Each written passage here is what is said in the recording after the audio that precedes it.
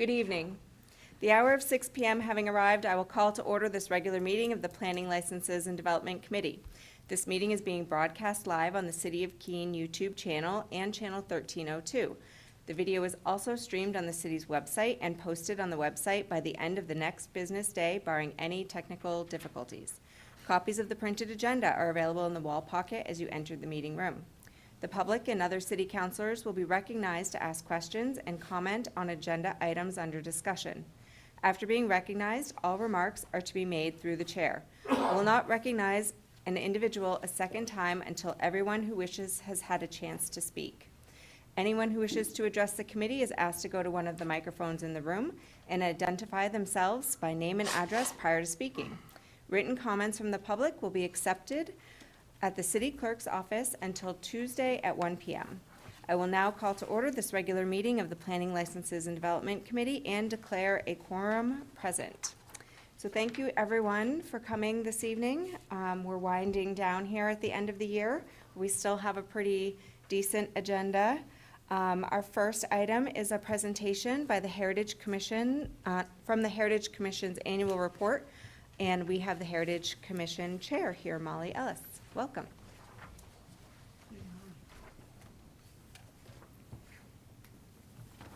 Hello, Molly Ellis, Chair of the Heritage Commission. Do I need to say my address too, since I'm here as the chair? I would, just Okay, for the minute. 87 Cross Street. Great. Actually, can I hand you guys these? Sure. Saves the markup. We love handouts. Thanks.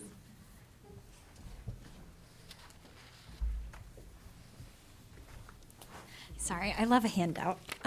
So the Heritage Commission does a lot of work that probably people don't hear about. I've been the chair, I think, for about a year. Before that, the two chairs were Collie Powell and Rosie Carey.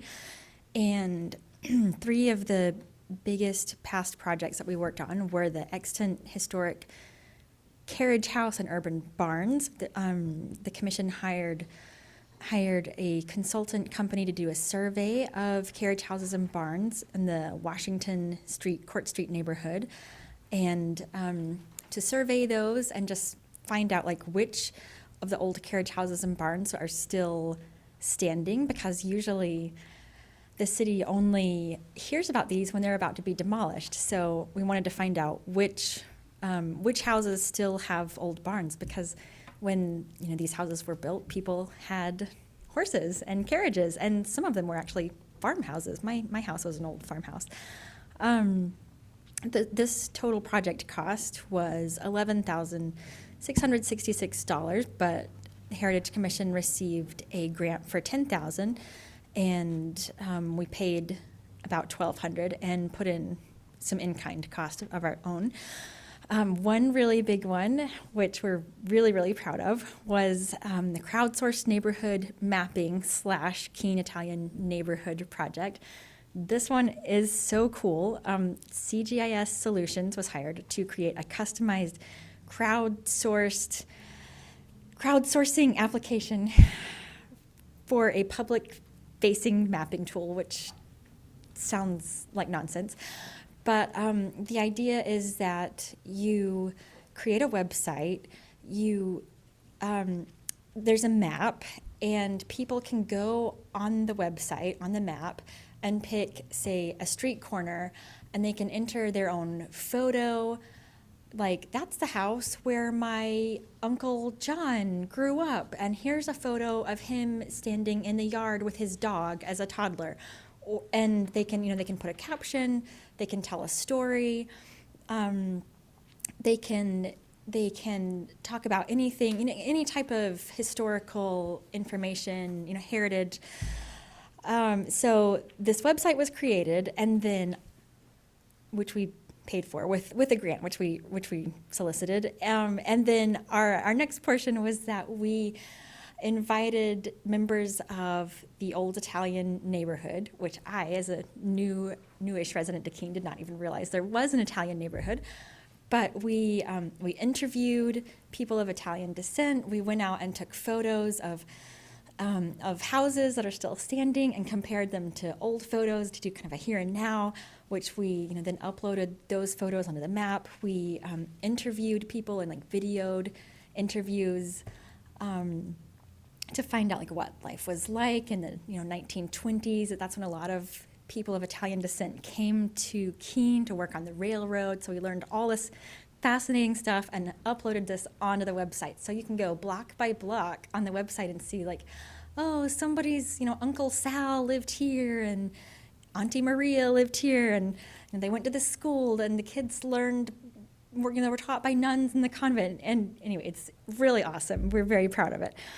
Next, we had the Recovering Black History project. Really, really fascinating.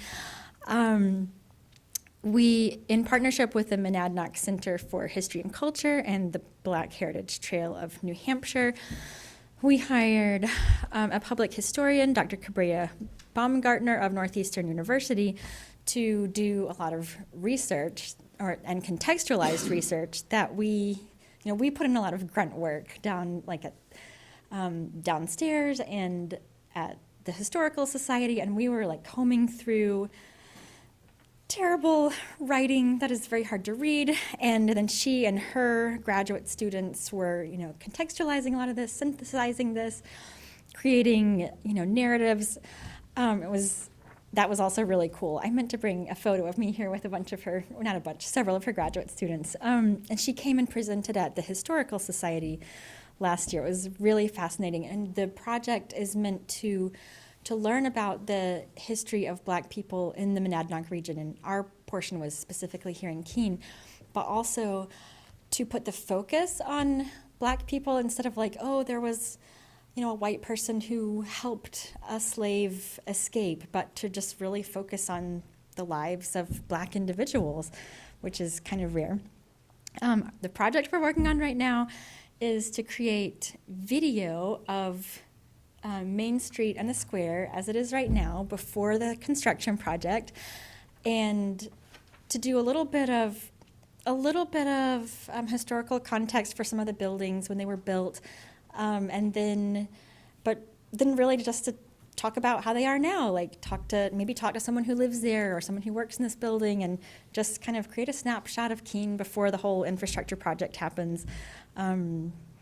We're working on that now. It's really fun. And then we do some other stuff. We weigh in on demolition review requests. We apply for grants. We write letters in support of other projects. And we try to raise awareness of historic resources. There's more. I've talked a lot. I won't go on. That's all. Does anybody have any questions? Well, I want to say thank you so much for the effort that you're putting into preserving all this history for Keene and the residents here. I do have some questions. So I used to own one of the historic carriage houses on Court Street. It was attached to the farmhouse that I lived in. Where do people go and find out what you guys have been able to document? It's all linked online. If you search for like Keene Heritage Commission, our page, just like the PLD page, it'll come up, and Okay. you can find it on there. But I can also send you the link because I have a copy of the whole paper that the consultants wrote up, like documenting every carriage house. I think that the work and the effort that you guys are putting in is really amazing. I would love to the city manager to see our social media folks maybe include some of this information and some of the posts that we do, and get some PR for the Heritage Commission, as well as like the Keenan's Italian neighborhood is getting a lot of interaction with council right now because we have a project going on over in that neighborhood. Do you know what that particular website is? The public facing one? Gosh, Or is that linked on the Heritage Commission page as well? I don't know if that one is right now because I think our wonderful former liaison is maybe still uploading the last few things. Okay. It looks amazing. It's really going to blow your minds when you see it. And you can see it and you can click on it, but I don't think he's linked it yet just because they're waiting to get the last few things loaded on there. But we can also send you, all of you, the link to that one too, so you can check it out. It's very Yes. cool. And the buildings on that particular plot used to be a school that children in the Italian neighborhood attended that were Yeah. split in two. Yeah, and I think it's really important because you guys are doing such incredible work that we love to get the update once a year, but follow up with us during the year and send us as projects get completed, like send that information to us and make sure that we can get it out to the community too, so that people can get access to this and know that these resources are there for people. I think that we see the Sentinel and some of the other local papers will do like historical photos. Do you recognize this place? And those, I think, get a ton of interest. Yeah. And people love remembering all of that stuff. So that's Yeah. really special. That would be great. Thank you for that idea to do that. Yeah. Anyone else from the committee? Yes, Councilor Haas? Thank you, Madam Chair. Thank you, Molly. It's great stuff. The timing of these things, so I think the snapshot of the downtown project is right now. That's current. The Italian Yes. neighborhoods, that was over the past year, I think. Let's see, Recovering Black History, we did kind of about a year. The timing is a little wonky because the application for the grants happens like a year or more before the actual project is started. So the Italian neighborhood project, I think that was happening about 2 to 3 years ago. And the Black History project was happening about a year and a half to 2 years ago. I wish I had We've put, got one more. yeah. Sorry, I'm bad with dates. Carriage House. Oh, in the So- carriage house? Yeah, That was before I started, and okay. I joined the Heritage Commission in 2022, and that, I think, had just kind of been wrapped up before I Okay. joined. Yeah, I just want to echo what Chair Bosley said, that we got to publicize this. I think the Italian heritage one, yeah, perhaps we can do something at the showroom. That would be great. And, you know, show this to the public and get out there. City Manager, I'm sure you have strategies for communicating this stuff, so I will leave it to you. Thank you. Anyone else? Councilor Jones? Thank you. Well, Molly, it's good to see you here. Thank you. Thank you for coming. There is so much history that we're missing, so thank you for doing this. If you go through the north center of Keene, every time you go down a different street, if you look in the backyard, you see an old barn that's been there for forever. And it's just good to see some of the history of that. The other day, I was talking to one of the registration people in the hospital, and she happened to grow up in the Stone Home Farm at the corner of Summit Road and That's a beautiful and Maple house. Avenue, which was the farm owned by the Barretts. She was one of the Barrett daughters. She grew up in that house, and there's so much history and a lot of buildings within Keene that, thanks to you folks, we're starting to learn about. So thank you very much for all you do. Oh, thank you. Thanks for sharing that. Anyone else?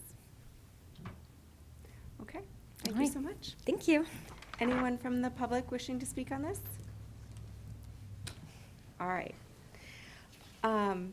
Seeing none, I would ask for a motion. Counselor Williams? Move to accept the Presentation Heritage Commission Annual Report to be accepted as informational. Second. I have a motion by Counselor Williams, seconded by Counselor Jones. Any questions on that? Seeing none, I would ask for a vote. All in favor? And that is unanimous.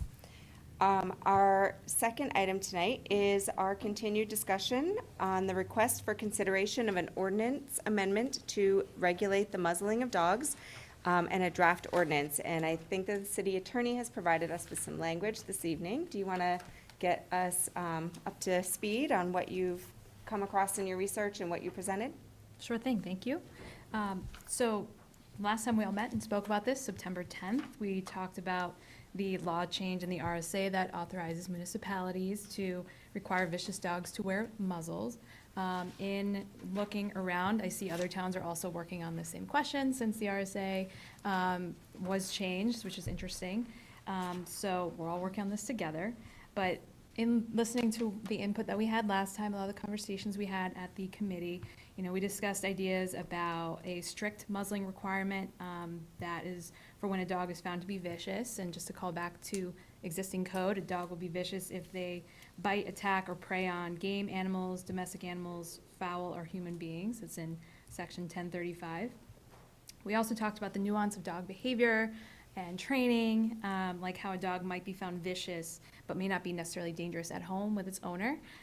So if you look at the draft that's in your packet, which, by the way, thank you to Chief Stewart and our Animal Control Officer, Michelle Grimes, for meeting with me and talking through this.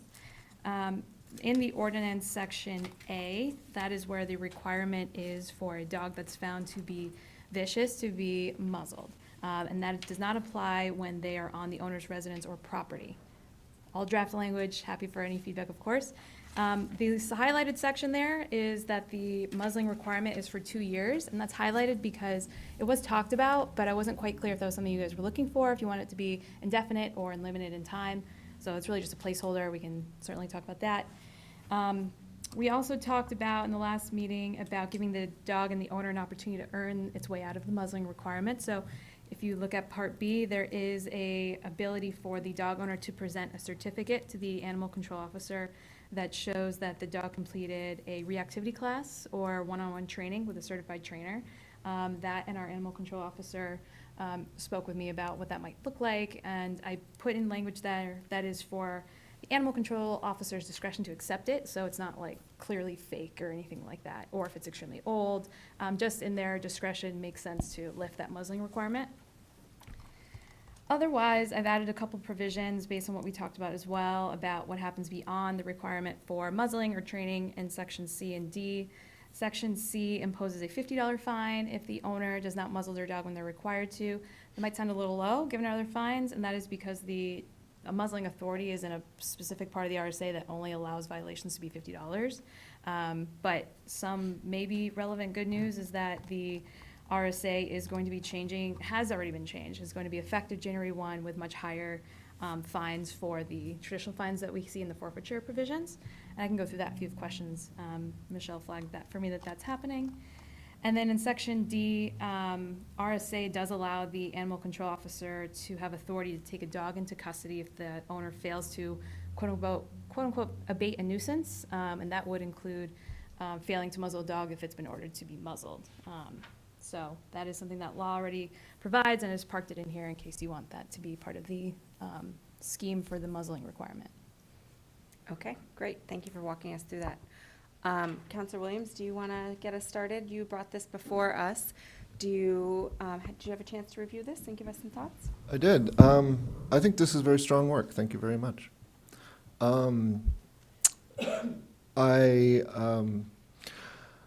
I like that you put in there the 2 years from the date of offense. I think I don't want this to be a life sentence, and I think that that makes it not a life sentence. You know, a dog maybe can be rambunctious in its youth and then be a bit more reformed when it gets older and tireder. Yeah. So the crimes of its youth should not haunt a dog in its old age. And I appreciate that. I also like that there's, I would say, time off for good behavior, as we said earlier. You know, if the dog goes out and gets training from a certified trainer, and we've heard there's, you know, different levels of trainer out there, and, you know, we can leave it to the animal controls officer's discretion as far as what they view as, you know, an acceptably accredited trainer. I think the asset forfeiture, you know, I think that's appropriate. I mean, $50. It's not a huge fine, but I'm also leery of putting, you know, undue financial burdens on people. So I'm good with that. I think overall, it's nice work, and I'm glad we have you as our city attorney. So I wanted to pose a question, and I don't know if I really have an opinion about it one way or another, but when you were speaking about fines, the fine that's associated with this language is not a substitution for the initial fine of a violation of the vicious behavior. Is that correct? That's right. Okay, so there would be that initial fine associated with that, and then this would just be for not following the letter of the law. But if you were, say, to not wear the muzzle and had another incident while not wearing the muzzle, you would have the larger fine would be associated with that. That's right, and I did, and this, if you have an opinion on how to make this a little bit clearer, if I need to, let me know, but under Section A, I did write that the muzzling requirement is in addition to any forfeiture to be paid under 1036, so Okay. specifically calling out that those are still at play. Okay, perfect. And then my question to the committee is, do we want to move immediately to the muzzling of the dog after a first offense, or do we want to have there be an opportunity for the person to take ownership and responsibility for the dog, and then if it happens a second time, have this be the consequence? Like, has there been any consideration given to that? And that's the piece that I don't necessarily have an opinion about. I'd like to get the committees and the public, if anyone is interested in speaking to it, what their thoughts are. Anyone else at the committee level at this point? Thank you, Madam Chair. I'll chime in. Yeah, it's so hard because there's a degree of bite, you know, if a dog just flashes his teeth or something and doesn't cause injury or tearing of garments or something, is that a bite or not? That's often conceived of as a bite, and would that initiate this process? And likely it would or should. The second thought that I had, not so much to your question, but on item B, that we're not really defining what a reactivity class or a certified trainer has completed some kind of behavior modification, and then we're leaving it to the discretion of the animal control officer. There's a lot of uncertainties in there that we can trust this to start the process and go forward, but I'd worry about them having that uncertainty in there, that anything could be contested or anything that's at the discretion of somebody is always problematic. So it's just some thoughts. I haven't quite thought them all through, but the idea of, when is a bite, and should anything that somebody says was a bite, and the dog owner says, "Oh, he didn't bite you. He just nuzzled you. He was actually trying to lick your leg." It's a tough thing to clarify. I don't know if we could define what a bite is in here, but there's a lot of vagaries in there for me. Thank you. Okay. Counselor Jones? Thank you. Amanda, can I ask you, didn't Michelle say there isn't a certified trainer? There is no certification? No, I think there are, I'm sorry, I'm overstepping, but I think there are some people who are certified, but not every dog trainer needs to be certified, but there are trainers who can receive certifications, which I believe she holds. And Michelle is here if you want to Oh. ask, Great. or if you have any additional questions like that, but I believe that's right, from what Chair Bosley said. Thank you.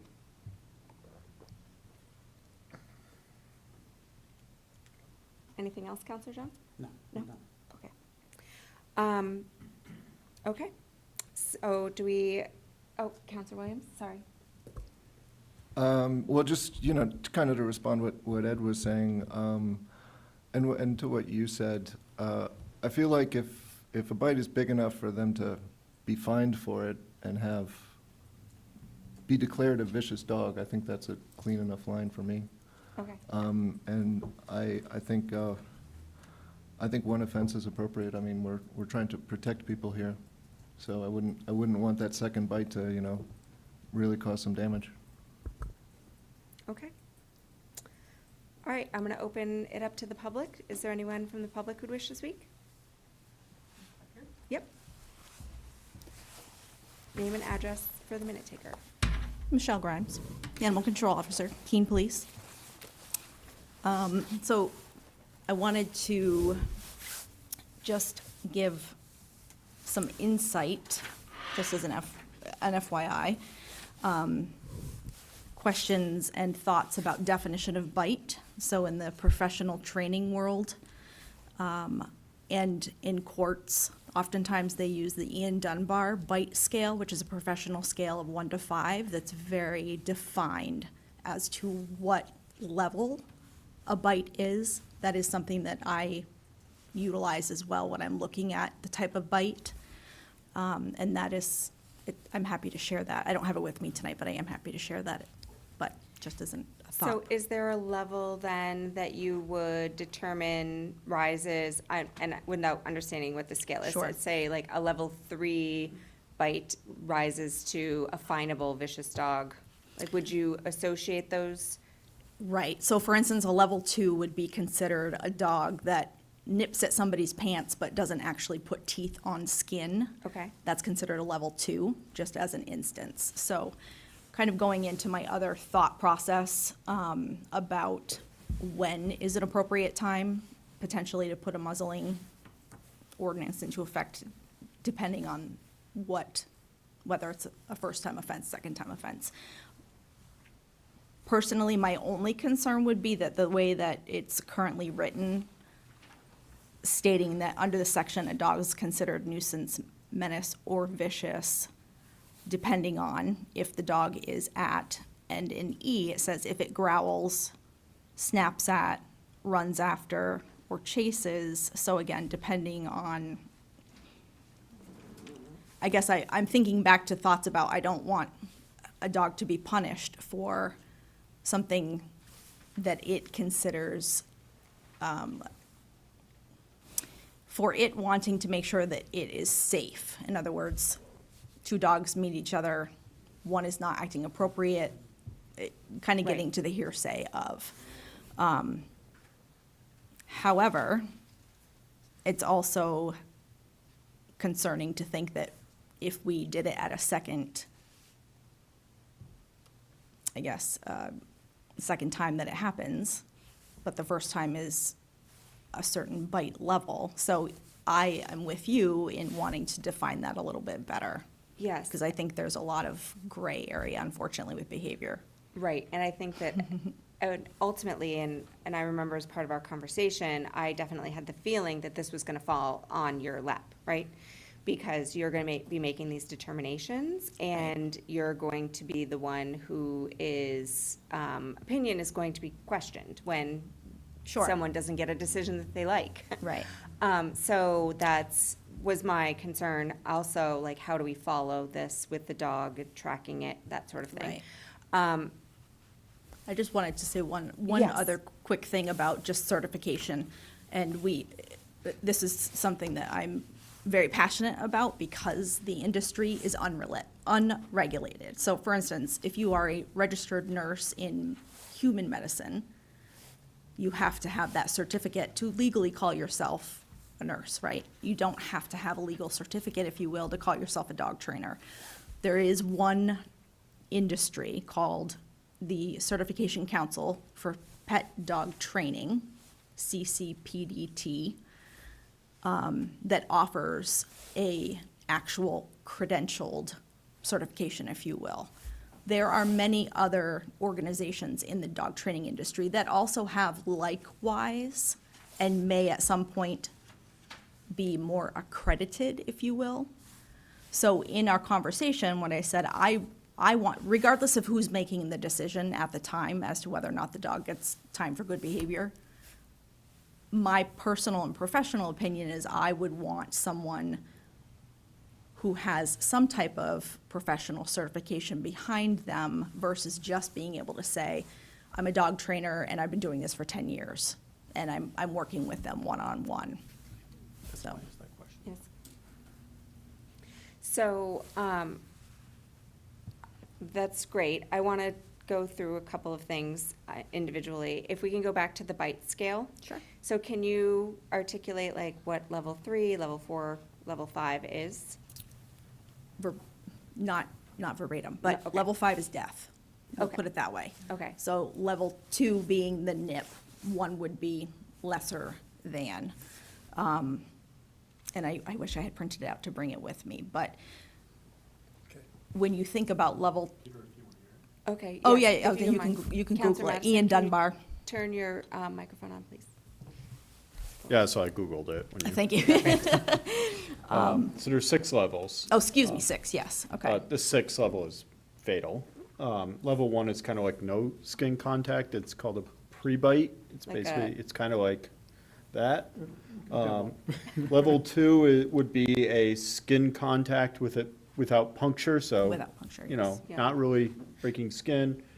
Level 3 is going to be shallow contact. This way. You didn't cut your fingernails. Maybe Level leave a little 4, bruising. that's gonna be deep punctures and bruising. I've actually had one of those on my hand, from an ex's dog. That's why they're my ex. Level 5 is multiple bites with serious injuries. So that's like you're going to the hospital, you've got pretty substantial injuries, and then the level 6 is a fatal fatal. dog attack. Okay, so in our current, the way our current ordinance is written, and I'm gonna go back to Michelle and the city attorney, we consider vicious chasing after, is that correct? Like, you had described the language inside the original ordinance of vicious. I just wanna make sure that we're not, like, if a dog is correcting another dog because that dog is being, like you said, you know, in its space and not being respectful, and the dog corrects but doesn't puncture the skin and doesn't, you know, does an appropriate dog response of snapping at or correcting, Right. then, like, that we're not going to be muzzling that dog that was behaving appropriately as a dog, that didn't go over its boundaries and harm the dog that was maybe acting like a puppy or misbehaving or being disrespectful. Right. So in our original language, it says that a vicious dog is, and there's a definition. Yeah, and a little broader of an answer. Our section 1035 has 6 behaviors, and then those 6 are categorized as nuisance, menace, or vicious. Yes. Only one behavior is vicious, and that's if the dog, whether alone or with other dogs, bites, attacks, preys on animals or humans. Okay. And then I think what you were describing was probably closer to menace, which is like runs after, Chasing, yeah, nipping, chase that type of after, thing. either vehicles, growls at people, runs after people. That would be the not muzzling category, that would be the menace one. Okay, so where do we want to define the bite at a certain level? Like a level, it sounded like level 3 had a puncture associated with it. Like, is that where we want, do we want to be that specific? I don't, our authority for this does come from RSA, and there is no definition there. I don't know that that's something we would want to be defining so specifically when RSA sets out exactly the behaviors that we can regulate.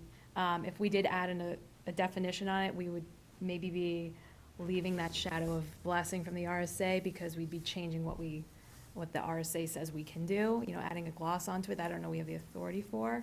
I just feel like we need to be able to give the animal control officer some sort of line, right? That she has the authority to say, okay, at this point, this bite is not just a, you know, like, we discussed lots of different instances where people get down in dogs' faces that are not invited to do that, and maybe the dog nips at, but doesn't bite, but doesn't tear the skin, but like snaps at. Sorry, Phil. It, you know, that potentially, that person could use this ordinance to be like, well, that's a vicious attack, that was attacked, and I want that dog muzzled. And I think we need to, I would have a preference for there being an injury that's associated with this bite that has some sort of puncture. I mean, it doesn't have to be like multiple bites and bruising. I think we can start before that, but from the sounds of what Counselor Madison described, I think level 3 makes sense to me at a point at which I would be comfortable asking the animal control officer to be able to recommend muzzling. Yeah, and I understand that. We've talked about the nuance of dog behavior, and it's definitely, definitely can be very different across different dog behaviors and things. I did hear from from Michelle that she does have a pretty good system in place in looking at dog bites, and I just wanted to emphasize again, the ordinance that we have, section 1035, is verbatim from RSA. So to the degree we start adding new language, I don't know that we have the authority to be that specific. And it is also similar to, Doesn't the RSA just give us the authority to create our own ordinance regarding muzzling? that is true, but when it's associated and tied with the definition of vicious dog and the activity that comes with vicious dog, that is controlled by RSA. That is verbatim what RSA has said can be a behavior that we categorize as vicious dog. We have parked that in 1035. We're married to that language now. This is also very similar to other types of law enforcement. When the RSA or city code says that a police officer shall adjudge X, Y, and Z, that's for them to adjudge. It's not necessarily something that is going to be written out in the code or in the RSA very specifically of degrees. Has to be some discretion.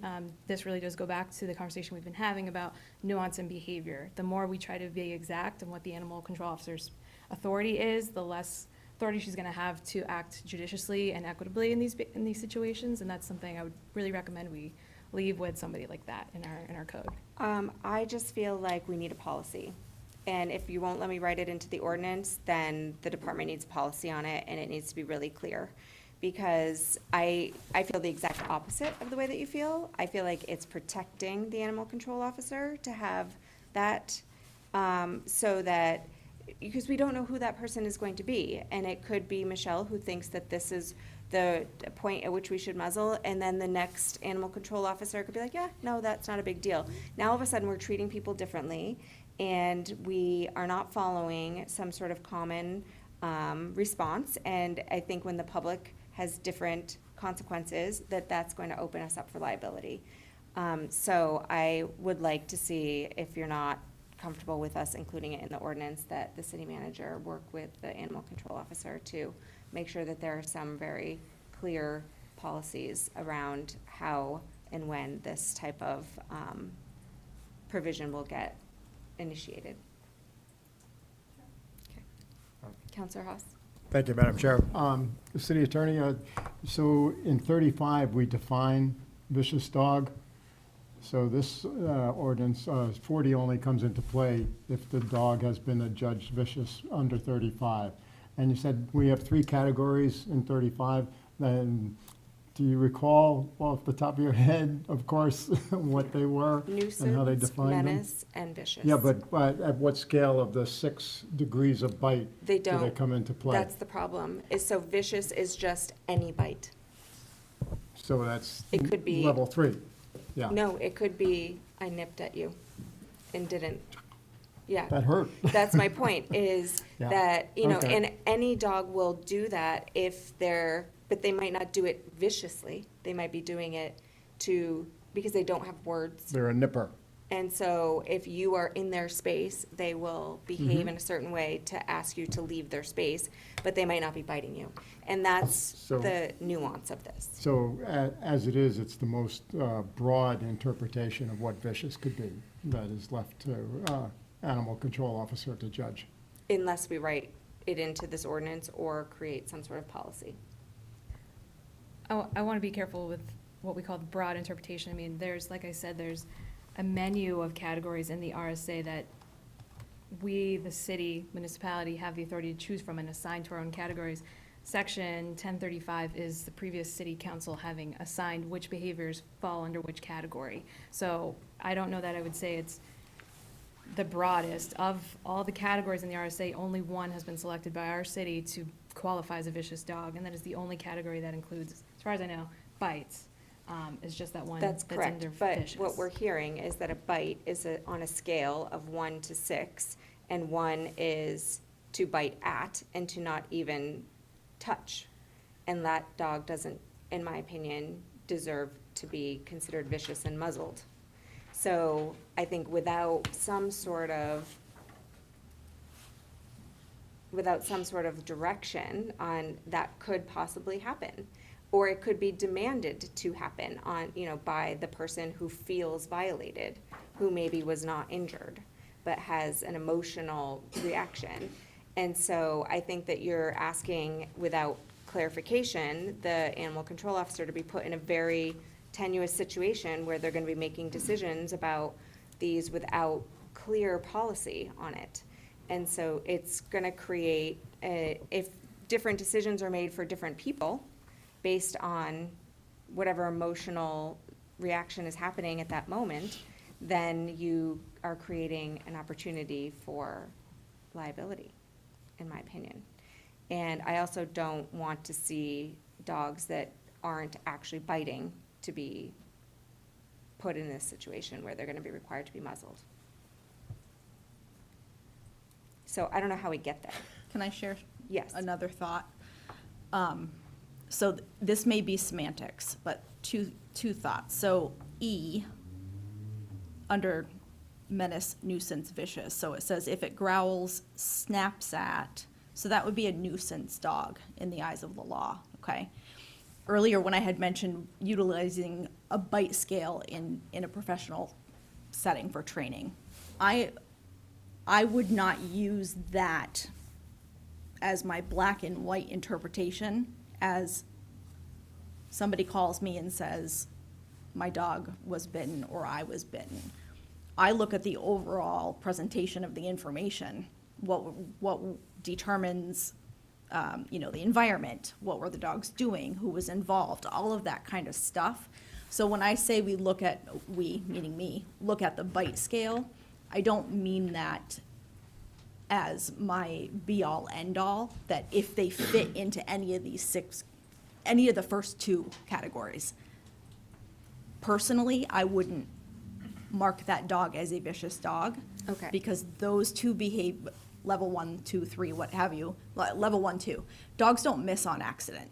Correct. When dogs are putting their teeth on you as just pressure, but no puncture, it's a warning. And I also understand that I'm in a unique position because of my background in education, and I understand your thought process on how do we define that type of stuff, because not every animal control officer may have that education. So I appreciate that as well. But just to give you guys a little bit of information as to how I would personally be looking at it, and again, I think it's a unique position that I'm in because of the education that I have. So I don't know that helps or hinders, but. Well, I think it's helpful, and I think that the point is made, right? Like, we're on the same page with where we think bite really begins, I guess, on that Right. scale. But I think that there just has to be some policy for whomever comes after you. Sure. Because I think you're definitely understand like what the, as going through this process with us, like what is the point of this council's will at this point in trying to create this ordinance? But also, there's gonna be a predecessor someday, or, heaven forbid we ever have to have two animal control officers. Right. So, Protection, not punishment, is what yes, my goal, if you will, would be in something like this, so. okay. And I heard Counselor Williams, do you have an opinion on whether it should be the first time or the second time? No, Okay. That's fair. that's a very hard question for me to answer because of how gray behavior is. So, Okay. yeah. Well, I think, then I'm gonna say that for me personally, that I would land on, starting it off the way that the city attorney has presented it to us, and hopefully the council can revisit it with some feedback from you in a year and see if, how it's going, if we've needed to enact it, and if there's anyone who has been able to complete any of these criteria, like just getting a little bit of an update would be great. Sound good? Okay. Is there anyone from the public wishing to speak on this tonight? Seeing none, I would ask for a motion. Counselor Jones? Thank you. You know what? I'm going to let Bobby make this motion. He has the ownership. Thank you, Counselor. Move to recommend that the city attorney be directed to introduce an ordinance for first reading relating to the amendment to regulate the muzzling of dogs. Second. I have a motion by Counselor Williams, seconded by Counselor Jones. Any questions on that motion? Seeing none, I would ask for a vote. All in favor? And that is unanimous. All right, Thank you. thank you. Item 3, creation of a new city code chapter 44 relating to building construction and demolition. And our community development director is here. I see we have our fire marshal is here, and we have some code enforcement. Are we all joining us tonight for this presentation portion? Sure, we can, if you guys want to come up, grab a chair. Thank you for having us tonight. It's been about 19 months since I started here with the city, and it's been quite busy and productive, I think, in my mind. So today we have Mike Hagan and Ryan Lawless with me, as well as Community Development Director, obviously up front with Paul. I just want to give Mike and Ryan a little bit of props, because they're the ones that predominantly work through this process. Ryan's been on this for years. This has been a long process to try to get us to this point. So just want to acknowledge their work. They've been great partners trying to get this thing moved along. One of the primary reasons I joined the city was really to evaluate the current permitting inspection enforcement system with a goal to create this continuously improving customer-centric environment. That was really done through the idea of engagement, transparency, efficiency, collaboration, and communication to create this idea of a one-city approach instead of a multi-departmental approach. Tonight, what we're looking to do is update some proposed code changes, one specifically with the building code and the housing and property standards, which were combined in Chapter 18 currently. What we're trying to do is just recognize a couple things, right? Community development is really economic development, and with that, one of the things we've aimed to do is to continually ask ourselves, when we have provisions in code or regulation, why? What are they there for? What are they accomplishing? Is there a compelling interest or need that's unique? And so what we did here was the same process to kind of work through that idea of what we had in place, why was it there, and was it compelling? If it wasn't compelling or it conflicted with state law, and there's been a lot of state law changes on the building side in the recent years, it was removed. So keeping with that idea of leveling the playing field, increasing the certainty, and that kind of thought process, we decided to go ahead and be consistent with the idea of anchoring ourselves in customer service. So with the proposal, what we've done is take building construction standards and remove them from Chapter 18 and make those a separate Chapter 44. So I know the way this is structured, you have two items, so I just wanted to explain that's why we're doing that first. So Chapter 44 really becomes a streamlined process as we move forward. It's really set up as an enactment and enforcement and administration chapter, if you will, of the state building code. We have really only a couple of modifications to the state building code. It's pretty restrictive on what we can modify under current law. So we did add under permits a section just clarifying that permits are required for manufactured housing remodels and installs.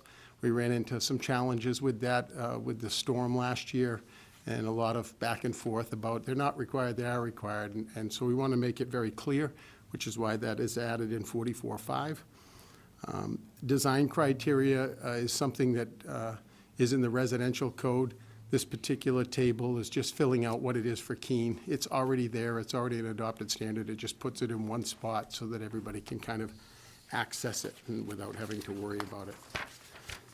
There's one other section that we were hoping to have in, and it had to do with the size of accessory buildings. Those are things like sheds, tool sheds. Currently, the state regulation, they modified the international code down to sheds that are 200 square feet or less do not require a building permit. We had proposed going to 120 square feet, which aligns with our current land use code that says anything that's 125 square feet or more would require setbacks from the land use perspective. When we submitted our proposals to the State Building Code Review Board for review, which is required currently by the new law. They provided some feedback. We're still not sure we agree with the feedback, so we wanted to kind of leave it here as a placeholder for you to be aware of. But it is something that we recognize could be problematic.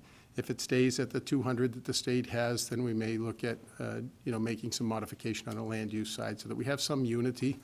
We're not saying, we don't need a permit, but then somebody puts it, an inch from the property line, and now we have a problem. What section is that in? 44? That is not in the It's not ordinance as written. currently As I written in. said, it's one of those that we would like to. We left it out on purpose because the state provided of some the feedback. feedback that they're not sure that it would comply. So Okay. we're just working through that, but I wanted to bring it to your attention. Okay. And then Article 3 under demolition review, I just wanted to bring the only thing different there. It really reduces the scope to focus only on buildings in the historic districts. Okay. So that's the changes in Chapter 44, which is really all of the building provisions. Basically, what we're saying is we're going to follow the state building code, and here's how we're going to do it. So essentially, just to recap, we've taken this section, created its own independent section, and then brought it up to date to meet the state building code. And it's been submitted and reviewed, and we've taken feedback so that this version is something that the state has signed off on.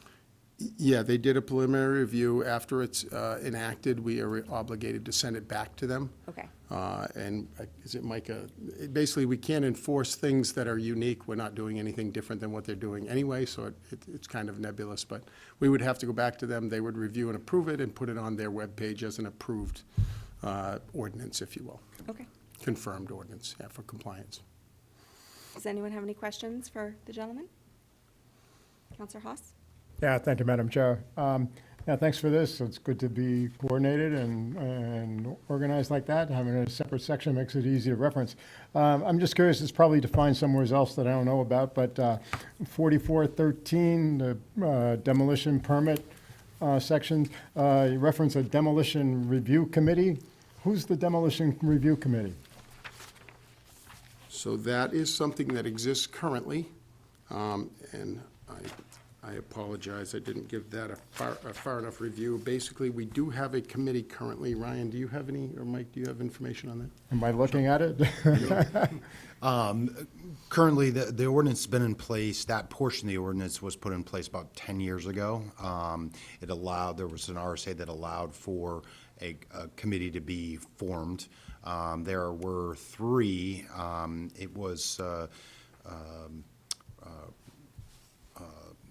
I'm trying to think of I haven't stayed up to date on the current committee members, but it's a 3-member board, or 3-member committee that has a requirement to look at it and review it.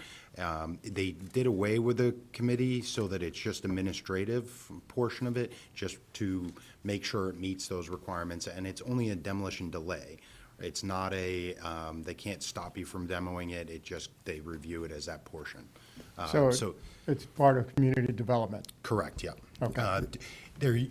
So when we got a demolition permit, we would have to contact the committee. They would have to meet within 7 days of receiving the permit application and then review it within 10 days. That delayed the demolition by almost a month at some time. So it got stripped back so that it's more of an administrative process. We make sure, is it historic, or it used to say any building that was over 50 years old, over 500 square feet, or eligible to be registered on as a historic building.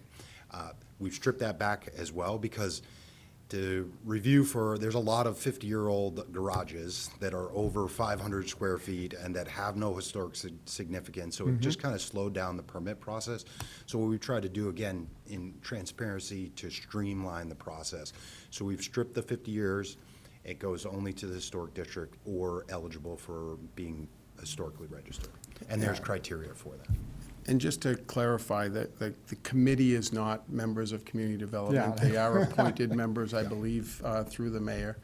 I know that, like, Historic District, I believe, has a representative, that kind of stuff. So administratively, we have a building permit that comes in for demolition of something.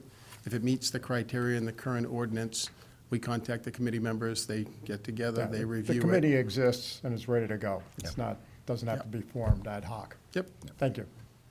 Great. Any other questions? Counselor Jones? Thank you. Can I ask you, we have a recommended motion to ask for an ordinance be prepared. Are you ready for that, or do you want to keep this a draft? And No, I think we're ready to start moving the process forward. I think the thought process was this has been out there for so very long that we wanted to come back to you and get any feedback you may have at this point. But yeah, we're ready to kind of move this in the direction of getting it finalized. Thank you. And to the city attorney, this is not something that needs to go in front of the joint committee, is that correct? That's right, city code. So this will become, a first reading will go into council at our following meeting, if that was what we chose, and then it would come back to us, back to council for a vote. Yeah. All right. Anyone else? Is there anyone from the public wishing to speak on this? Yes.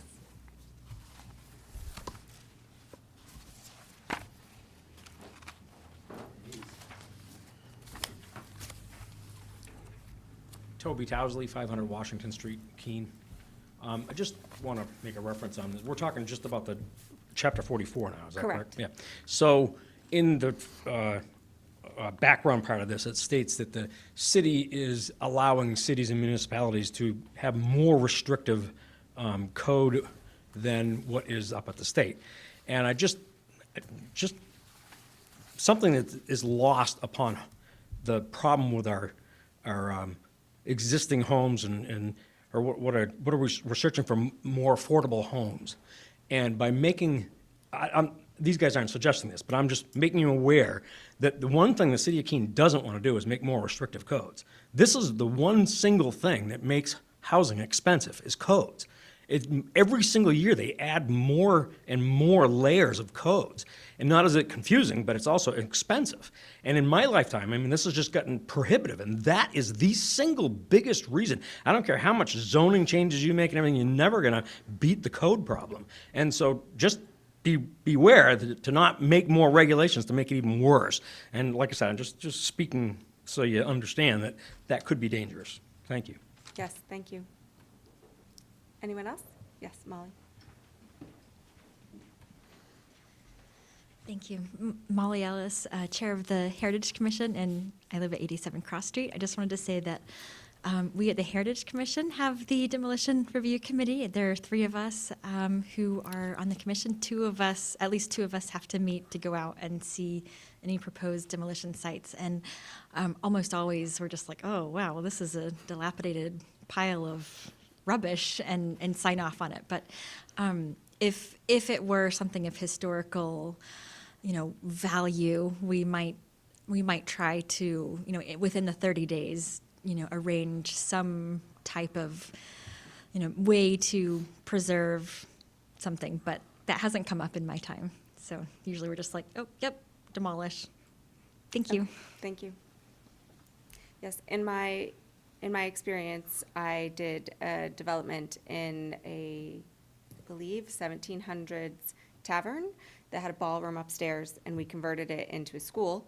And when we did that, because of the way that we were using the funding, we actually did an architectural documentation of all of the rooms. And some of them were very terrible, tacky, like 50s bathrooms that were not historical. Maybe in 100 years they will be. But yes, it was an interesting part of the process, and I think it's valuable if there's something left to document that, we get an opportunity to do that. But I do appreciate the effort and separating these out and getting us close to what the state is allowing us to. I listened to Mr. Towsley. I agree. I think code is very overwhelming, and it's hard to follow, and it's not very organized, and anything that we can do that makes this process better. I think you guys are nailing it as far as what the council has asked for. I know Rick spoke to exactly it for the, since COVID, and since we have seen this incredible pressure on people to create affordable units or to create any units to kind of take some of the pressure off. We've been asking the city to make this simpler and do it from a customer perspective and like try to come from a place of yes. You know, and so, so I think that that's great that you're hearing that and that you're bringing this stuff to us. Yeah, and I just want to say, you know, the team really is tuned into the idea of where are the barriers, right? And so whether it's barriers to remedying something with your property or to improving, we went through this with a keen eye towards what are we creating for barriers potentially, and how can we remove them to make it as simplistic as possible? Wonderful. All right. Seeing no further comments from the public, I would ask for a motion. Counselor? Question. Oh, yes, Counselor House. Thank you, Madam Chair. Recognizing that any code requirement is a burden of some sort, even no matter how good it is and how needed it is.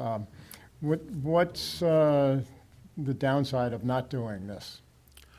Well, currently, our current Chapter 18 has provisions in it that just are not enforceable, right? The state over the last 2 years has made provisions in RSA 155A, which is a state building code that really invalidate a lot of what we have, and that's creating confusion.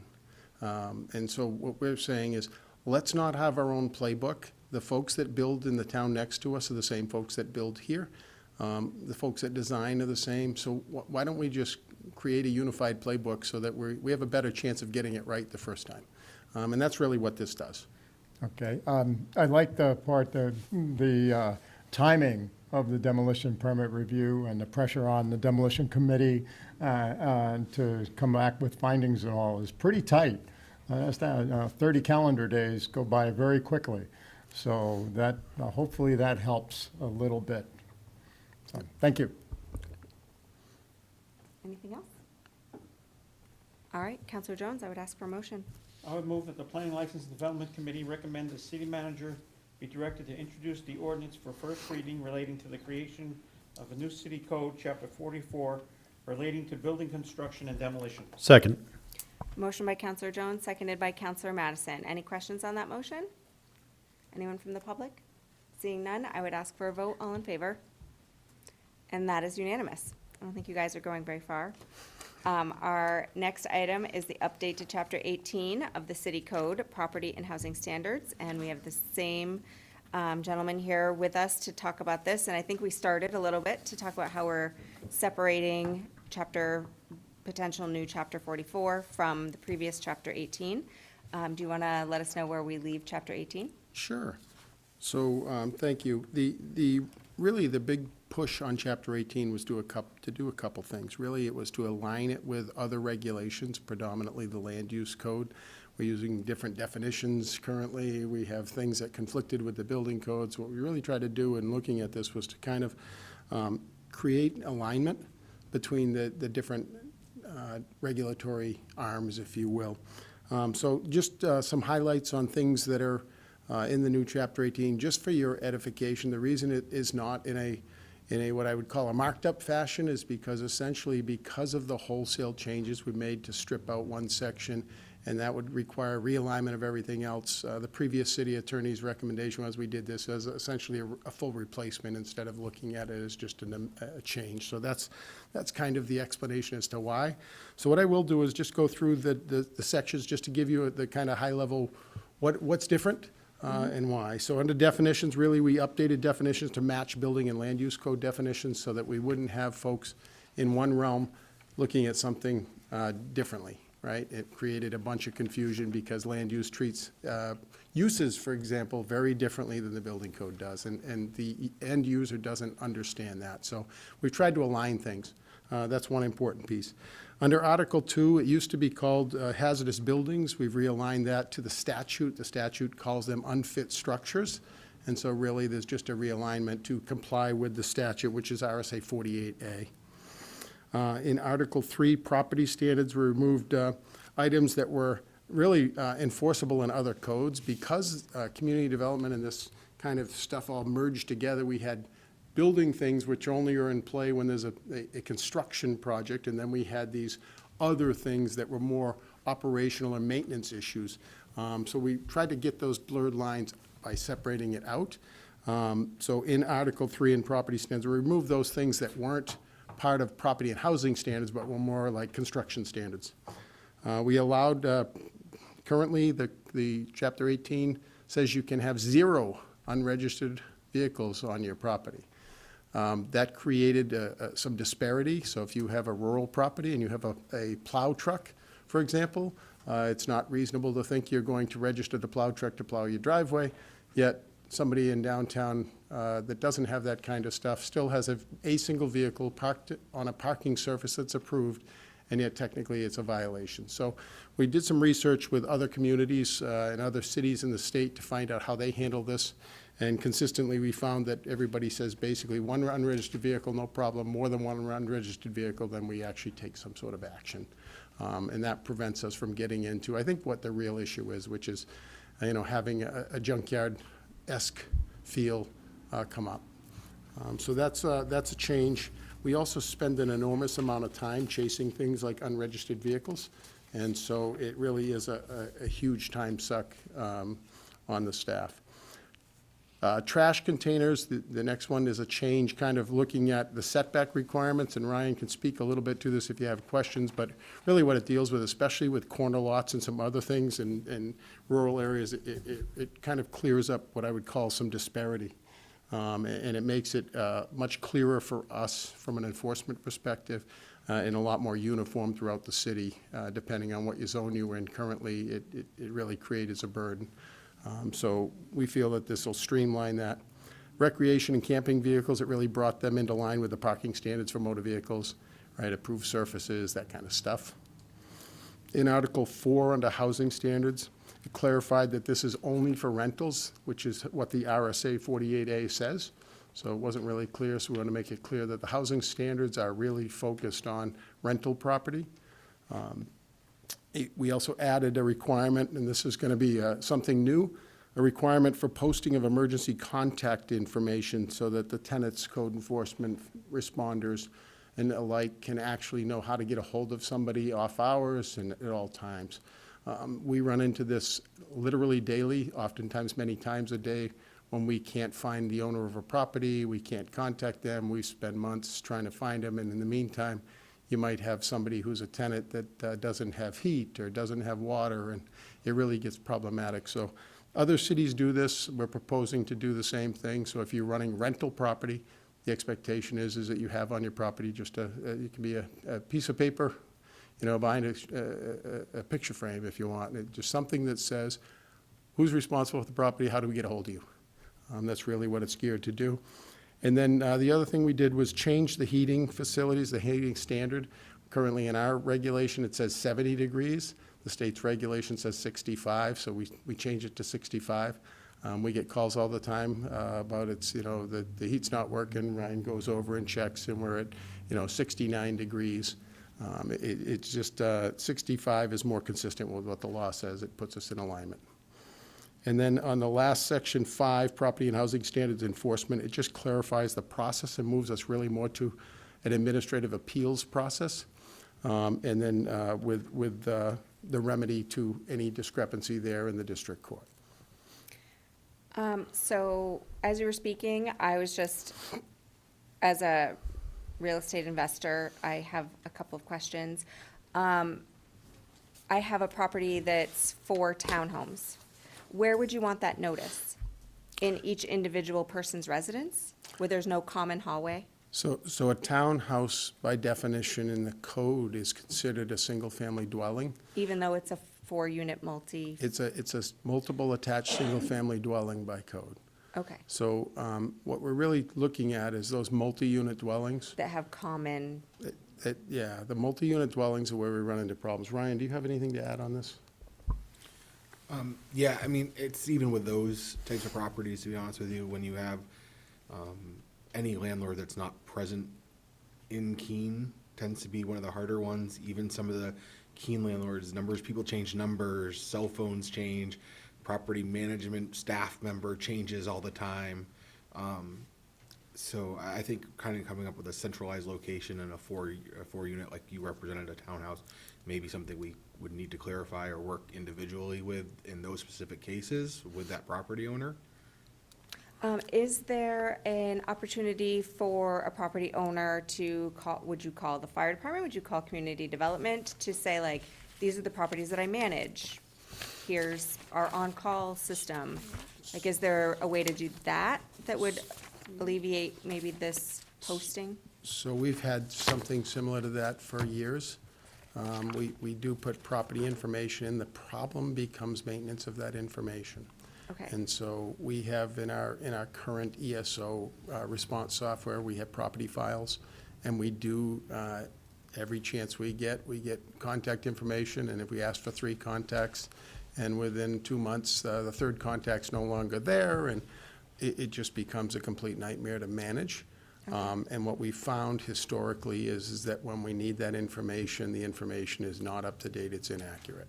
So what we're really looking to do is make sure that's available and really put it where, and I know it is a little bit of a burden up front, but really put it back on the property owner to say, okay, this is how you reach me, whether it's a tenant or not. As you know, we oftentimes get calls from tenants, right, complaining about stuff, and oftentimes our first response is, have you even contacted the property owner? Because really they need to try to get some resolution there. But it makes it much easier for us to say that and to force that kind of an initial resolution if it's present. If it's not present, it's then becomes, well, I'm not sure how to get hold of them, then we're out of business. So this would really help us streamline that realignment. My only, I'm not opposed to it, I'm just wanting there to be an educational component, so like maybe in the beginning, if you're going to properties and this is not done, that we take an opportunity to educate the property owner, because these changes aren't necessarily, front page news. I would just tell you that, again, I'll give Ryan a pat on the back. I think that is how we carry out our business every single day. Okay. Everything we do is really about compliance. It isn't about punishment. It isn't about, getting somebody jammed up. It's really just to get us to the compliance mode, whatever the regulation is. We just want to make sure it's compliant. And Ryan does a fantastic job at working. We often get criticized for how much we try to work with people to get to that compliance. And, I think we're aware of that. We will put together some sort of a campaign with city staff to make sure the word gets out. And obviously, we will definitely have a soft start, but the goal is to get us there. Okay, all right. Any questions? Counselor Madison? Thank you, Madam Chair. I have to say I agree with all the changes you make. So I work in a kind of a similar field for DES, and we often find ourselves in situations where I'm responding to some kind of multi-unit apartment building for a hazmat call in the middle of the night, and the owner is some trust out of like Massachusetts or Florida or somewhere, and there's no one to actually get a hold of to get the issue resolved. So having contact information at the ready, I think it's gonna make things a lot easier for you guys in code enforcement, for the folks at the fire department, and for the tenants themselves. If they have an actual human being they can contact, rather than having to go to the property records and see it's owned by, so-and-so revocable trust out of Orlando. Yes, yeah, you know what I'm talking about. Same thing with the issue with unregistered cars. That's a common complaint we get at the state, is someone's running a junkyard. We kind of drive this difference between junkyards, which is a state statute-defined activity, and junky yards, where you have a lot of junk in your yard, and there's no law that says you can't have a lot of junk in your yard. Or art? Or art, or collectibles, or many fine treasures. But, yeah, I do see a lot of unregistered cars. Usually it's one, it's not leaking oil or gas, it's not really causing a problem, and it just kind of creates an opportunity for a neighbor who has some kind of animosity towards an individual to start weaponizing code enforcement against them. So I think it's going to cut back on your workload pretty substantially to stop having to chase these kind of paper dragons around. But, yeah, I appreciate all these changes. I appreciate all your hard work, and I've heard positive things about the way code enforcement works in the community. So thank you for all your hard work. Great, thank you. Counselor Jones? No? Okay, all right. I'm going to open up to the public. Come on forward. That's you? Toby Towsley, 500 Washington Street. There's a couple of things I'd like to talk about, and one of them's just kind of piddly, but on your page 23 of your packet, it's under Division 2, paragraph 4 talks about waste and yard waste. And I think this is just a housekeeping thing. Yard waste, under definitions, is defined as waste if it's in a container. And so there's some ambiguity on what's going on here. And so the intent of this is to make sure people household waste in the proper thing. But you want to make sure people that there isn't going to be a violation for blowing your leaves up to the edge of the road so the city can come pick them up. I mean, and it's not clear to me that they couldn't give you a violation for that. And I think there should be some housekeeping on that. You guys can be a better judge of that, but it's ambiguous to me. Okay. I'm gonna make some notes. And you on- said you had a few things? Yeah, I've got several things, actually, and Okay. I'm happy to sit down and let you go over them, or just if you want me to ramble on, or what. I'm gonna make some notes. We might have some questions, but so far, yeah, let's just move through them. On that same page 23, the next paragraph down, paragraph 5, talks about bulk waste storage containers, and it's a pretty long and lengthy thing.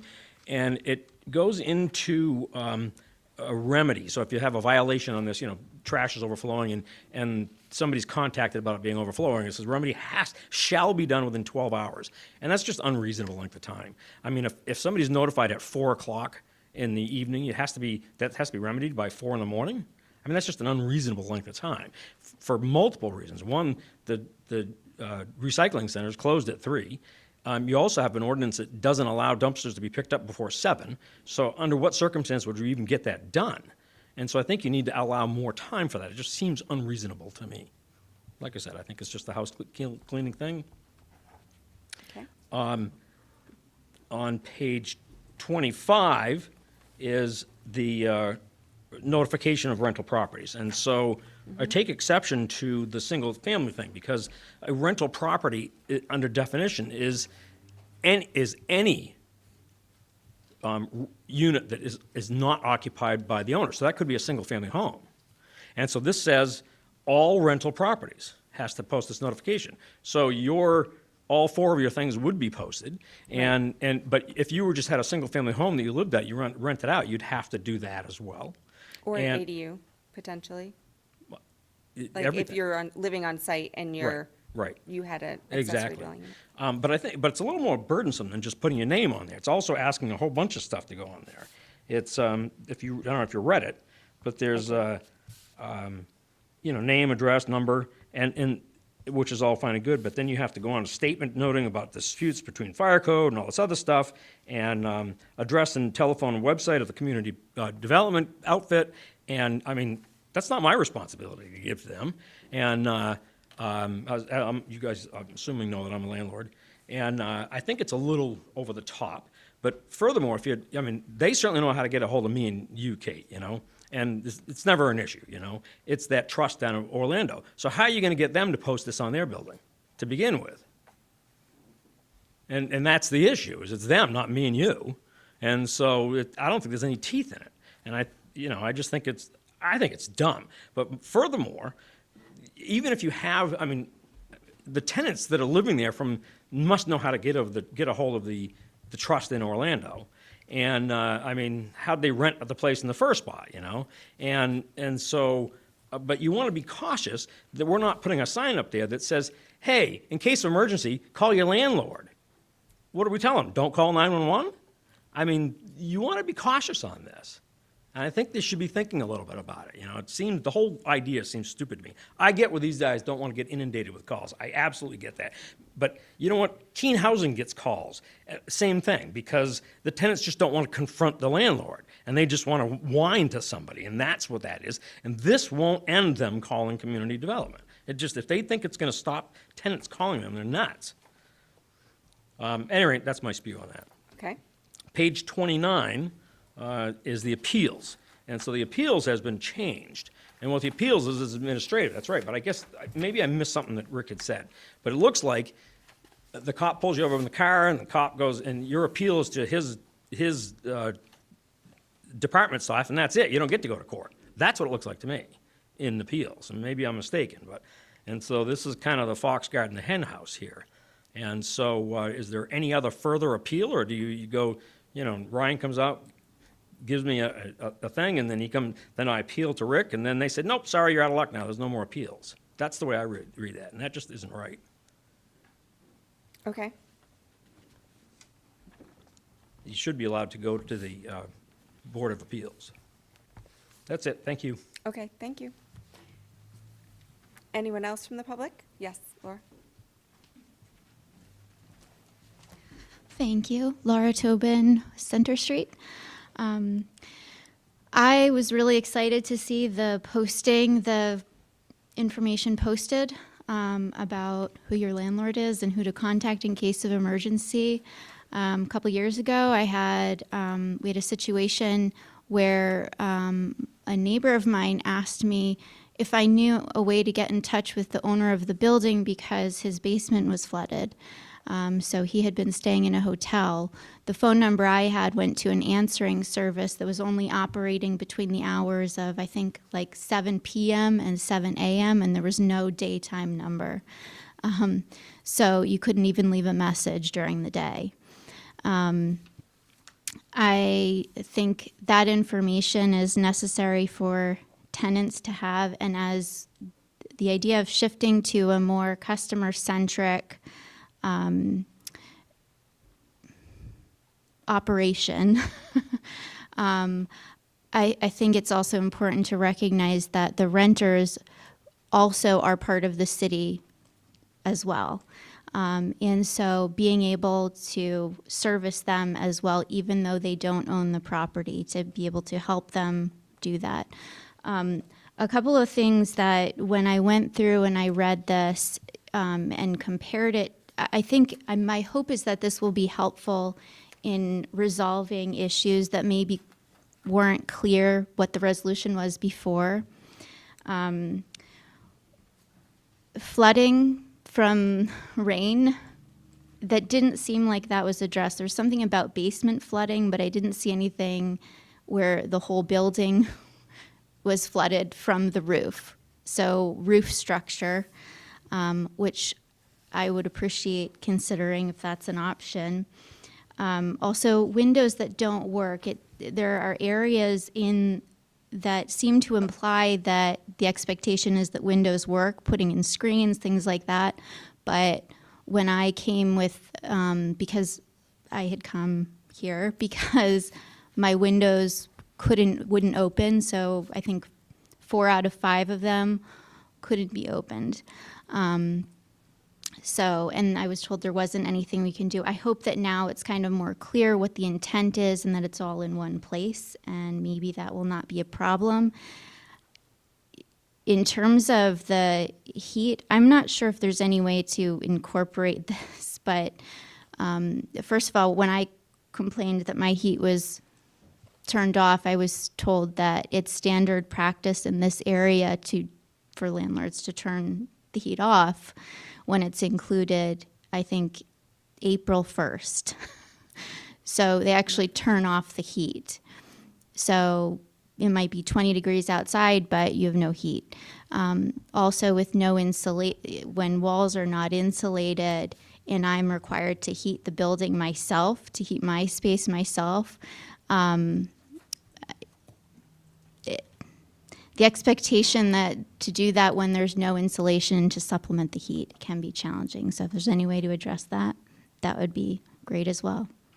Thank you. Thank you. Anyone else from the public? All right, seeing none, I'm going to start to just kind of go through and see what questions we might be able to answer, or what modifications we might be interested in making. So can we start with Mr. Towsley's item 4 under yard waste? Does the table have any opinion about the language? What I should So refer just a to couple y'all? of, if we could, just a couple of nuances.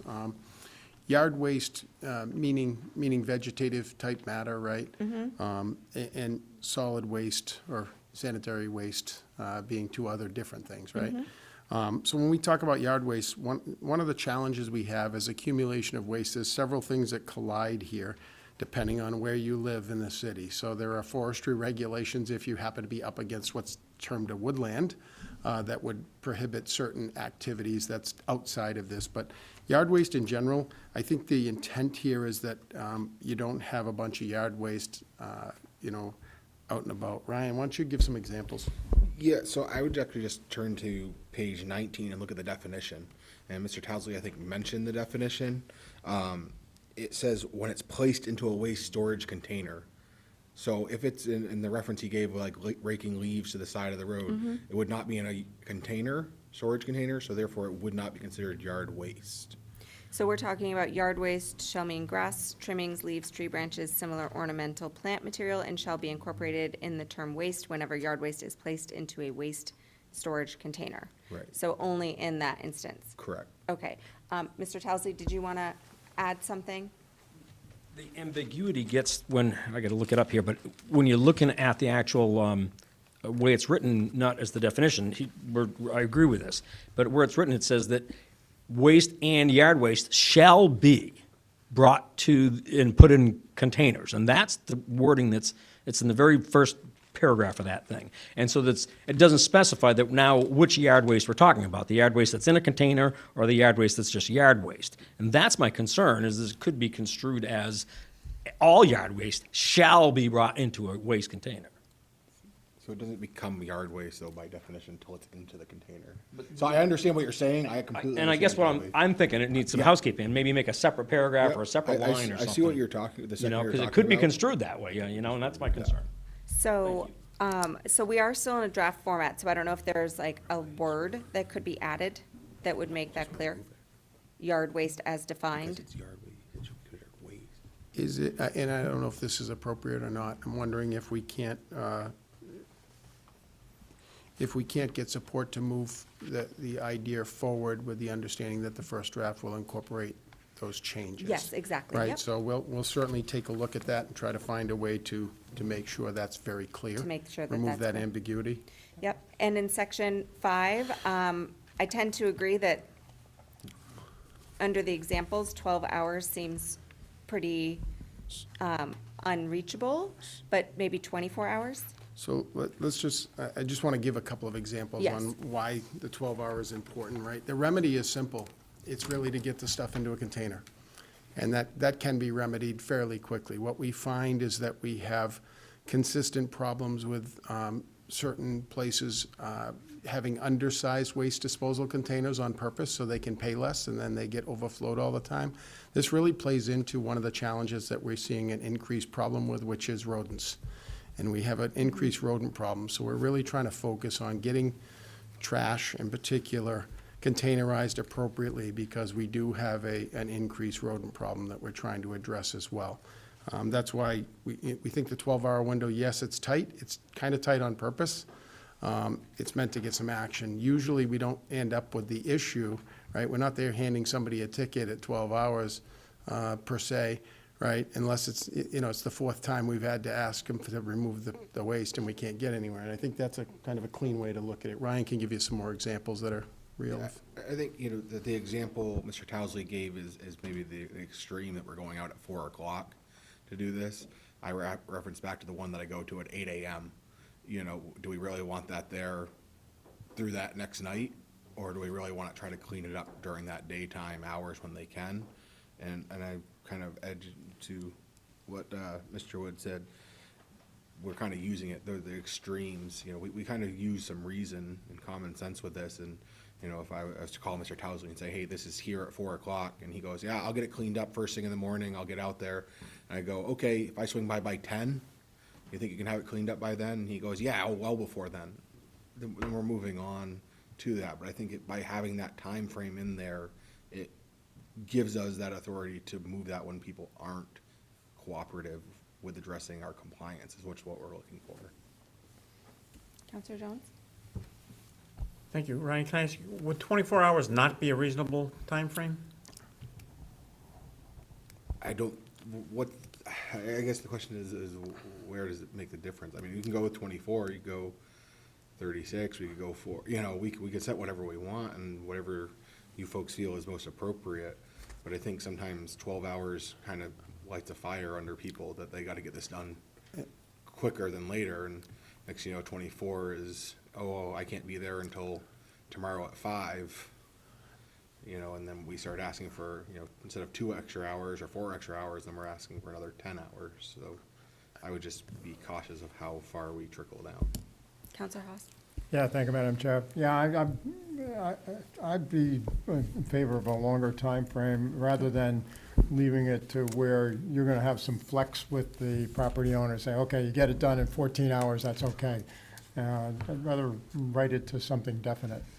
24 seems appropriate. Yeah, I tend to agree. I understand the impetus, right? Like, it's gross and you want it cleaned up. And I fully understand that there are lots of infestations happening in Keene that I did not ever hear about 20 years ago when we started this. And, you know, and I get that is a problem. And I think it's shocking for people to realize that we do have, like, rats that have found their homes in neighborhoods, in rural neighborhoods, in West Keene neighborhoods, in Central Keene neighborhoods. That's not, you know, it's not specific to a area, but I've heard, and so I know what you're talking about here. But I also understand, like, how things work, and that we need to be able to give the property owner a reasonable expectation and not feel like they're getting a favor from Ryan to allow them that extra morning hours. So I just want to, just make sure there's clarity, right? In code enforcement work, we use discretion all the time, right? And I think that I don't want it to sound like anybody's giving anybody a favor. That's really not what we're doing. We're using the tools at our disposal to accomplish the compliance, right? And that looks and feels different. I was sitting here listening to the animal control officer, and I'm thinking to myself the exact same thing. In any regulatory environment, there has to be some level of discretion as to what escalates a situation, right? And I understand the desire to make sure we have a very narrowly tailored trigger. But just because it says 24 hours, I want everybody to understand. If somebody says that, you know, my person will be there in 30 hours, that's fine, because the goal is to get it out of there. Right. So, you know, we're not opposed at all to changing that. That's what's currently existing in the current ordinance is 12 hours. Okay. And it does come in handy for multiple repeat offenders, right? To try to say, because all that really happens, we don't go clean it up, right? What does it mean? It might trigger a first offense ticket offense, right? So that's the level, and those have a process for adjudications too. So whatever, if you feel like 24 is the number, then that's what it is. I just wanted you to have that background. Okay. I think we didn't hear from everyone, but I think the majority of the members said 24 makes sense to them. So that, I think, is an update I'd be comfortable recommending. So can we go back to the notification section? So we have all rental units is what is listed under 18-16. And we talked about my scenario.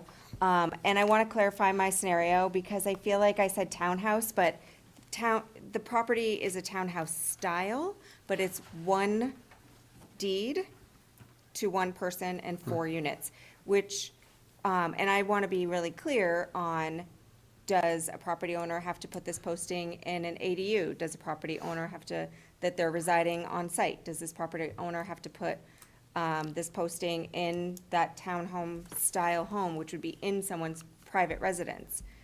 That person then has expected, unlikely, I can't get them to keep smoke detectors up, let alone keep a plaque up on the wall with my information.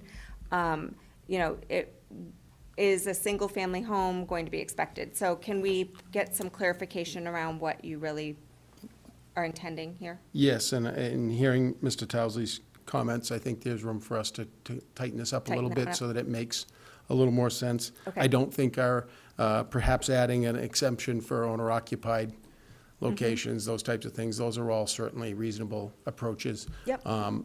You know, I think I highlighted the difference between different codes, right? When we talk townhouse and a building code, we talk Yes. one thing. When we talk about a style of building, it's a different thing. And so, yeah, I think that we could certainly work on that. I do think there's value in a building that has multiple units, period. Yes. You know, there's a way to do that. Maybe it's, the challenge we run into is that a single-family home, we have a lot of single-family homes rented to 4 individuals individually, not as like a living unit, and that has a whole look at different feel. But yeah, there's ways for us to try to tighten those up. So if I understand correctly, the issue really we want to try to address is thinking about how, you know, is there a way to not have owner-occupieds or ADUs? Right. That's an easy one. Single unit entry, just maybe some language as to where that would get posted and, right, what that would look and feel like, those kinds of things. And with the understanding that if that's something that you're asking, I'm going to be very clear with you Yep. that the owner can make sure it's there when the tenant rents that Understood. property. It does not mean that it's going to be maintained. Understood. It's You no know? different than the other things we deal with smoke detectors, Yes, right? It's exactly. a challenge. It is a challenge, and I know, you know, even if you're inspecting your properties on a yearly basis, when you guys are showing up, that is not, you know, not necessarily when that plaque might be up for the day, and then you leave, and it's gonna be back down again, so. Just some clarity around all of that. Yep. I do see the value in it. I think Counselor Madison had a great point in the work that he does as well. And, you know, I actually appreciate when you guys call us and tell us the things that are happening on our property. We often will hear, like, a different tenant will call and say, the ambulance was here and took Mary from apartment 1, and we're like, oh, and we have no idea that she is not coming back, you know, or maybe she's gonna end up in a nursing home or something has happened. But it's great for us to have interaction with city departments as well. And then I think the other 2 items, We have the appeal section. well, before that, I believe we had, if we look at the comments, I just marked everybody's comments, so we had, Okay. Ms. Tobin had a concern about, it doesn't specify that windows, but it talks about screens, so I Yes. think we can clarify that a little bit. Well, and I also want to be careful, so I was just going in order of complaint. That's Yep. how I listed them, but that's fine, we can move to windows. So for windows, I just want to be clear what the requirement is, because not every window in the city of Keene opens. And I know that one of the largest complaints that I hear about the Colony Mill, which is a beautiful, amazing renovation, is that those windows don't open. they And don't have people to. choose to live there or not live there. But I think that we have to be conscientious of what the expectation is, I guess, in the Yeah, general sense. I think that's an important statement, right? We have buildings where windows are required for ventilation purposes, and that's different than buildings that have mechanical ventilation, so it's not going to be Right. really easy. It's going to have to be nuanced. So we'll clean that up a bit so that makes a little bit more sense. Okay. And is the roofing section, oh, yes, So one Ryan. thing, just for the windows, I do want to point to, it's page 26. Okay. It talks about interior surfaces. So interior surfaces includes the windows. Yep. They're being maintained in good, clean, and compliant and sanitary conditions. So I think sometimes when we look at some of these areas, we have to kind of look to other areas where it may be covered under something else. Okay. Just to kind of, a little nuance there with that, where we kind of did some of these things because they were in 6 different things before. It mentioned windows like 8 times, or walls, you know, this many times. So we kind of tried to streamline it and bring them all into areas more reliant to that area, where the windows, doors, and openings was more centered around openings and drainage of them. And so, is that, and that might be a partial answer to the roofing question. I feel like there are probably code it's related to maintenance of roofing, but it's probably not in this section. Is that correct? Roofing you'll actually find in the property standards, because roofing is applicable to properties other than just rentals. Okay, so that's in the previous section, in Yeah. chapter 18. Do we have a Be on page number, Page Brent? 24, about halfway down, number 10.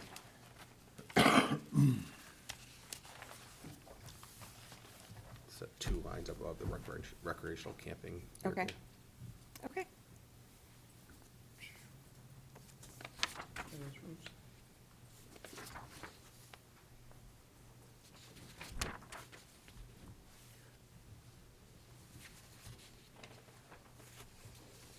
All right, and then the appeal process, can we talk about that a little bit? I see that there's the decision and then the community development director. Is there an appeal person outside of the department? I don't know if that's a city manager question or a city attorney question.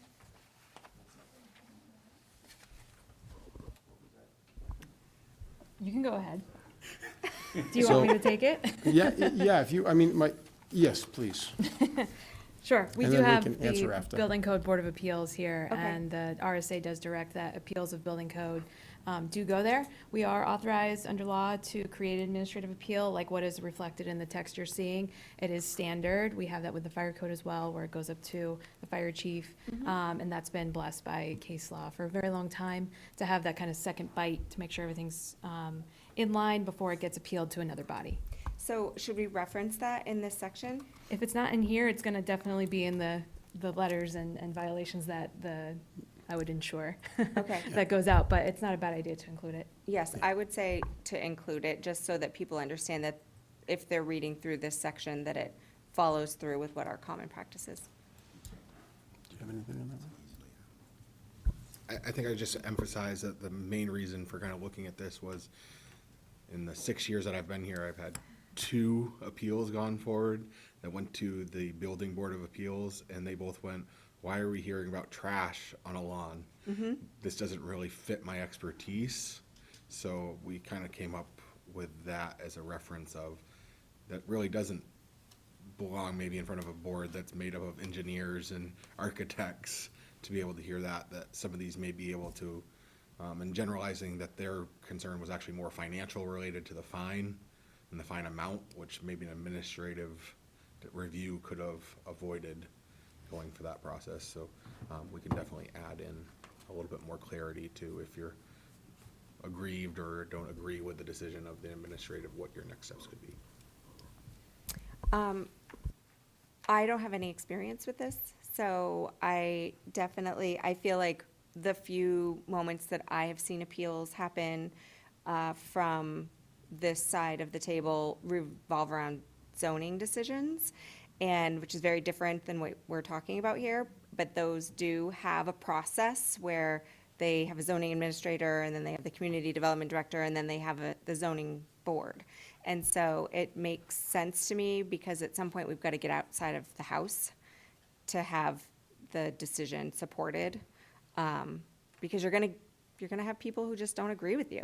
And we have to have a board that says, like, yes, we're supporting that, this is what the ordinance says, and this was the decision that made, and those two things align.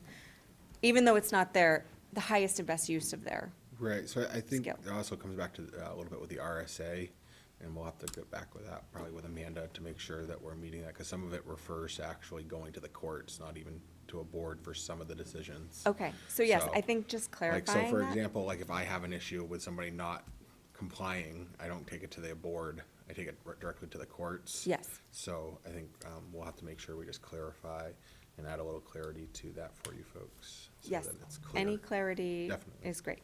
And also to clarify to Mr. Towsley, Rick Wood is not the director of community development, so he wouldn't actually hear my the complaints. That would fall to Paul or whoever is, maybe it could be Rick, I don't, but just, there is a little bit of check and balance. Yes. To that side, so. Okay, great, thank you for that. All right, do we have any more questions from the committee? Seeing none, I think we're ready to have a motion. Counselor Haas, do you think you can? So I think I can try. I would move that we refer this back to community development for modifications as discussed in the record, and for review with city attorney for clarity to meet all legal requirements. And I think it can probably go directly then to the city manager And then directly to the city manager. to submit Oh, right. for a first reading? No? Yeah. So may I suggest that this, the Community Development Office review the changes that were discussed this evening, make those changes, and create a draft that goes for first reading to City Council. It will then come back to this committee, so you'll have another chance to talk about whether or not they got it right, but at least it keeps the process on track. So you don't want it to be submitted as a first reading? Oh, I do, yes. Okay. Yeah. Okay, yes, Yeah. in fact, yeah. That's all I was suggesting, is that the changes get made and then it goes in for a first reading. So moved. Second. All right, yes, Counselor. So the only difference is this will be codified, right? Yes, Okay. as a first, as an official ordinance. Thank you. Okay, we have a motion by Counselor Haas, as difficult as it was, and a second by Counselor Madison. Any questions on that motion now?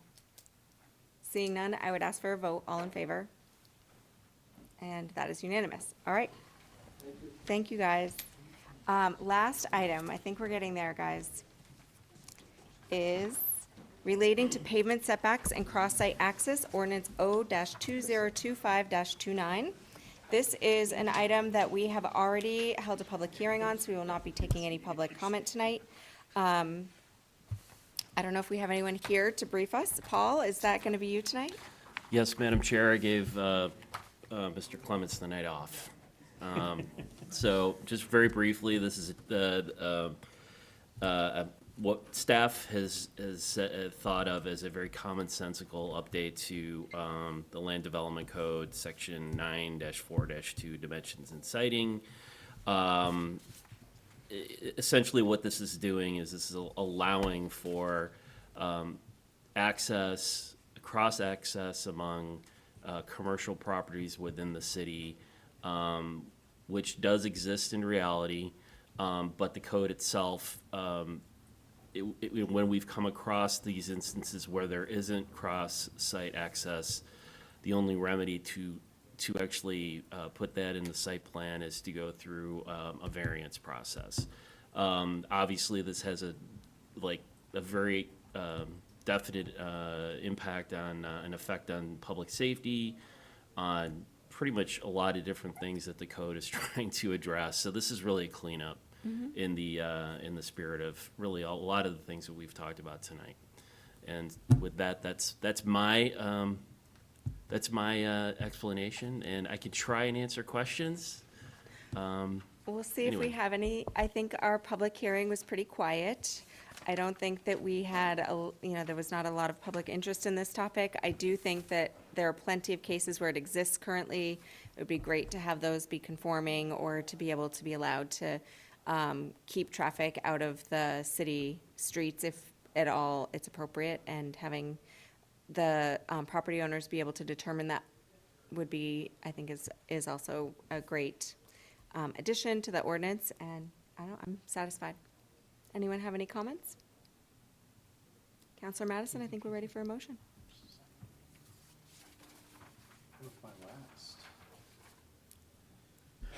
Move to recommend the adoption of ordinance O-2025-29. Second. Motion by Counselor Madison, seconded by Counselor Jones. All in favor? And that is unanimous. And that's the end of our meeting. So with that being said, there's a giant possibility that I will not be here in December. What? So this may be my very last PLD meeting. We will find time, I promise.